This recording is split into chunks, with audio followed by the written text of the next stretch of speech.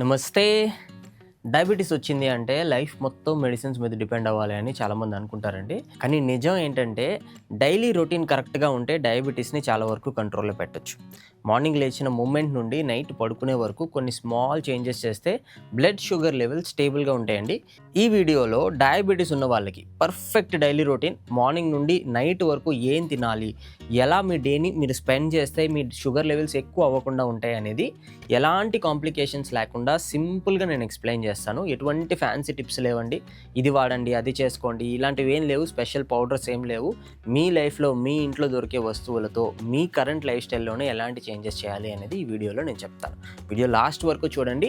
ఈ రొటీన్ని మీరు రెగ్యులర్గా ఫాలో అయితే మాత్రం ఖచ్చితంగా రిజల్ట్ ఉంటుందని నేను స్ట్రాంగ్గా నమ్ముతున్నాను. మన స్టూడెంట్స్లో కూడా చాలామంది డయాబెటిక్ పేషెంట్స్ ఉన్నారు అండ్ వాళ్ళకి కూడా ఈ వీడియో హెల్ప్ అవుతుందని అనుకుంటున్నాను. Let's get started.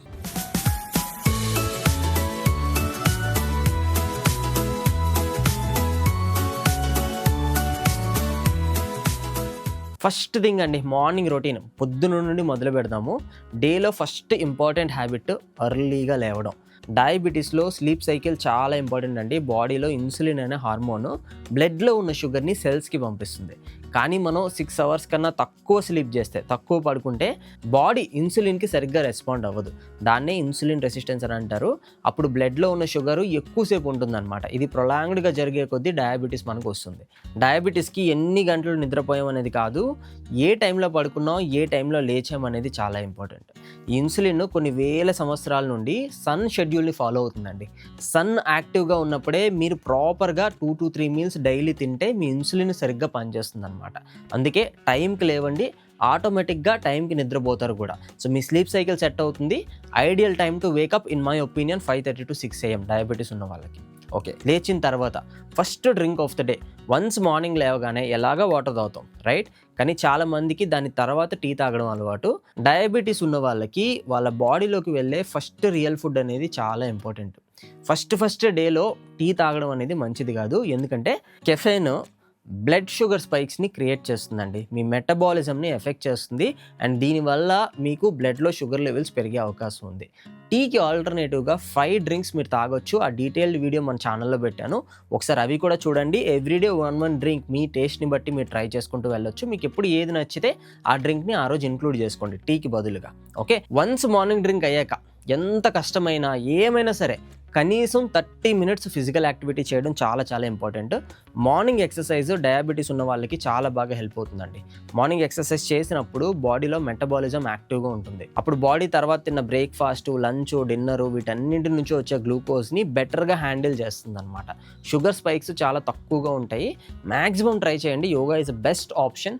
ఒకవేళ మీకు కుదరకపోతే కనీసం వాకింగ్ అయినా చేయండి with small exercises in between. మధ్యలో చిన్న ఎక్సర్సైజెస్ చేసుకుంటూ వాకింగ్ అయినా చేయడానికి ట్రై చేయండి.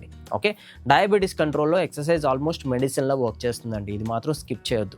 ఓకే, నెక్స్ట్ బ్రేక్ఫాస్ట్ టైం అండి. ఎక్సర్సైజ్ ఒక 8 లోపు ఫినిష్ అయిపోయింది అనుకుందాం. 8:30 to 9కి మధ్యలో బ్రేక్ఫాస్ట్ ప్లాన్ చేయండి. ఇక్కడే మీరు కొన్ని ఇంపార్టెంట్ చేంజెస్ చేయాల్సిన అవసరం ఉంది, రైట్? బ్రేక్ఫాస్ట్లో ఇంపార్టెంట్ రూల్, ప్రోటీన్, ఫైబరు ఖచ్చితంగా ఉండాలి. ఎగ్జాంపుల్స్ మూంగ్ దాల్ దోశ కానీ, చీలా దోశ కానీ, ఆమ్లెట్, ఒక నాన్ వెజిటేరియన్ అయితే ఆమ్లెట్ కూడా ఇంక్లూడ్ చేసుకోవచ్చు.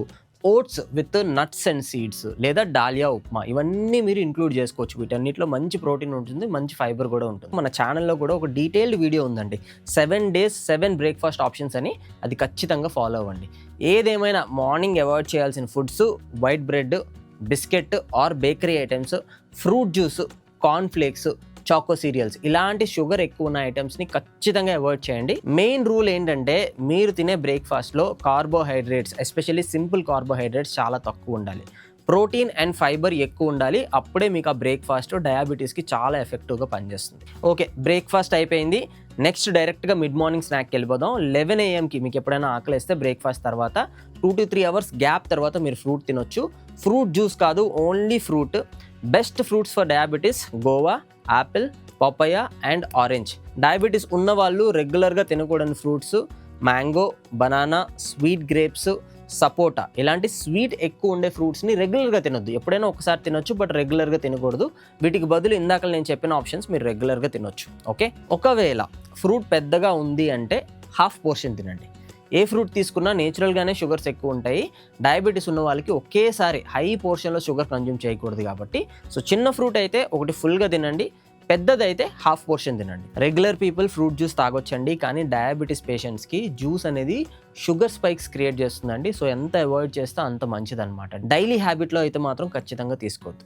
Okay, no let's move on to the lunch routine. Ideal lunch time మీరు 11 o'clockకి స్నాక్ తిన్నారు కాబట్టి 1 to 1:30 మధ్య తినొచ్చు. నోరు కట్టుకోవాల్సిన అవసరం లేదు, లంచ్ హాయిగా తినండి. డైట్లో ఒక పోర్షన్ స్ట్రక్చర్ ఫాలో అయితే చాలండి. ఫస్ట్ టిప్ నేను చెప్పేది ఫాలో అవ్వండి. మీరు తినే ఫుడ్ మొత్తం ఒకేసారి ప్లేట్లో వడ్డించుకోండి. అలా వడ్డించుకునేటప్పుడు ఆ ప్లేట్లో 50% వెజిటేబుల్స్ ఉండాలి, 25% ప్రోటీన్ ఉండాలి అండ్ 25% రైస్ ఆర్ రోటీ ఉండొచ్చు. మ్యాక్సిమం మీరు ఇప్పుడు తినే ఫుడ్లో 70% రైస్ ఉండొచ్చండి. Vegetables and protein curry only 30% మాత్రమే ఉండొచ్చు. దానివల్లే మీకు నిజానికి డయాబెటీస్ వచ్చే ఛాన్స్ కూడా ఉంది. సో అందుకే లంచ్ ప్లేట్ రూపురేఖలు మీరు మార్చేసేయాలి. 50% వెజిటేబుల్స్ ఉండాలి, 25% ప్రోటీన్ ఉండాలి. ప్రోటీన్లో దాల్ కానీ లేదా ప్రోటీన్ కర్రీస్ ఏమైనా వాడుకోవచ్చు. 25% కార్బ్స్ ఉండాలి, రైస్ కానీ. రైస్కి బదులు మీరు మిల్లెట్స్ తినాలనుకుంటే తినండి, లేదంటే రైస్ అయినా పర్వాలేదు. 25% మెయింటైన్ చేస్తే రైస్ అయినా పర్వాలేదు. చాలామంది రైస్ కంప్లీట్గా అవాయిడ్ చేయాలి అని అనుకుంటారు, అది అవసరం లేదు. కార్బ్స్ చాలా ఇంపార్టెంట్ మన బాడీకి. రైస్ తినొచ్చు కానీ క్వాంటిటీ కంట్రోల్ చాలా ఇంపార్టెంట్. ఓన్లీ 25% తీసుకోండి. మన ఛానల్లో కూడా 7 days 7 లంచ్ ఆప్షన్స్లో ప్రతిరోజు ఏది ఎంత తినాలో కూడా చెప్తూ ఒక వీడియో ఉంది, అది కూడా చూడండి. మీకు మంచి క్లారిటీ వస్తుంది, అసలు రైస్ ఏంటి, ప్రోటీన్ ఏంటి, ఫైబర్ ఏంటి అనేది ఒక మంచి క్లారిటీ వస్తుంది. లంచ్ తర్వాత మోస్ట్ ఇంపార్టెంట్ హ్యాబిట్, ఒక 10 minutes లైట్ వాకింగ్ చేయండి. ఇది డయాబెటీస్ పేషెంట్స్కి చాలా పవర్ఫుల్ హ్యాబిట్ అండి. రీసెర్చ్ ప్రకారం మీల్ తర్వాత వాకింగ్ చేస్తే పోస్ట్ మీల్ షుగర్ స్పైక్స్ అనేవి చాలా తగ్గుతాయి. వాకింగ్కి బదులు మీరు కొన్ని స్లో కార్బ్ రైజెస్ కూడా చేయొచ్చు. ఓకే, ఇది కూడా బ్లడ్ షుగర్ లెవెల్స్ని తగ్గడానికి హెల్ప్ అవుతుంది అని కొన్ని రీసెంట్ స్టడీస్ చెప్తున్నాయి అనమాట. వాకింగ్కి బదులు మీకు వాకింగ్ చేసే అవకాశం లేకపోతే వాకింగ్కి బదులు మీరు ఇది కూడా చేయొచ్చు. ఆఫ్టర్ వాక్ అంటే 2 తర్వాత కాసేపు నిద్రపోవచ్చా, పడుకోవచ్చా? Maximum 20 to 30 minutes power nap is okay. ఒకవేళ మీరు పడుకొని 20 to 30 minutesలో లేవలేకపోతున్నారు అంటే మీకు పడుకునే రైట్ లేదు. ఎందుకు ఇంత హార్ష్గా చెప్తున్నాను అంటే ఆఫ్టర్నూన్ వేళ లాంగ్ న్యాప్ తీసుకోవడం మనకి అంత మంచిది కాదు. అది డయాబెటీస్ వాళ్ళకి అస్సలు మంచిది కాదు. సో ఇది ఫాలో అవ్వండి. Only 20 to 30 minutes nap. కావాలి అంటే మీరు ఒక 20 minutes యోగ నిద్ర కూడా చేయొచ్చు. న్యాప్కి బదులు యోగ నిద్ర గైడెడ్ సెషన్ కూడా మన ఛానల్లో ఉంది, అది కూడా ట్రై చేయండి. అది కూడా మీకు ఒక 2-3 hours మధ్యాహ్నం నిద్రపోతే ఎంత ఎఫెక్ట్ ఉంటుందో అంత ఎఫెక్ట్ ఇస్తుంది అనమాట. అన్నింటికి ఇలా వేరు వీడియోస్ చూపిస్తున్నానని అనుకోవద్దు, అన్నీ కలిపి ఒకే దాంట్లో చెప్పలేం కదా. సో అందుకనే ఇది ఒక అవుట్లైన్ వీడియోలా చేస్తున్నాను. బట్ ఇందులో మీరు ఫాలో అవ్వాలి అని అనుకుంటే వీటికి సంబంధించిన అన్ని వీడియోస్ కూడా మన ఛానల్లో ఉన్నాయి. Okay, now let's move on to evening routine. Afternoon nap అయిపోయింది, మధ్యాహ్నం గ్యాప్ తీసుకున్నారు, తర్వాత సాయంత్రం ఏం చేయొచ్చు? మీకు డయాబెటీస్కి కారణం అవుతున్న 1 బ్యాడ్ హ్యాబిట్ నేను చెప్తానండి. ఈవినింగ్ టైంలో టీతో పాటు స్నాక్స్ తింటారు కదా. మోస్ట్ కామన్ స్నాక్స్ ఏముంటాయి? బిస్కెట్స్ కానీ, మిక్స్చర్ కానీ, బేకరీ ఐటమ్స్ కానీ, రైట్? బేకరీ ఐటమ్స్ కానీ మనం రెగ్యులర్గా తింటాం. ఇవి డయాబెటీస్కి బెస్ట్ ఫ్రెండ్స్ అనమాట. మీరు పెంచి పోషిస్తున్నట్టు అవుతుంది. దానికి బదులు ట్రై నట్స్, జీడిపప్పు, సోక్డ్ బాదం ఆర్ వాల్నట్స్ తినండి. ఒక హ్యాండ్ఫుల్ అనమాట. అరచేతిలో మీకు ఎన్ని పడితే అన్ని మీరు తినొచ్చు. రోస్టెడ్ చెనా తినండి, చాలా బాగుంటుంది అండ్ మంచి ప్రోటీన్ కూడా. స్ప్రౌట్స్ చాట్ తినండి, రోస్టెడ్ మకానా తినండి, అది కూడా చాలా బాగా హెల్ప్ అవుతుంది. బాయిల్డ్ పీనట్స్ తినండి. ఇవన్నీ మీకు పర్ఫెక్ట్ ఆప్షన్స్ అనమాట. వీటితో పాటు రెగ్యులర్ టీకి బదులు గ్రీన్ టీ కానీ తులసి టీ కానీ మీరు తాగొచ్చు. ఇవి రెండు కూడా మీకు డయాబెటీస్కి చాలా బాగా హెల్ప్ అవుతుంది.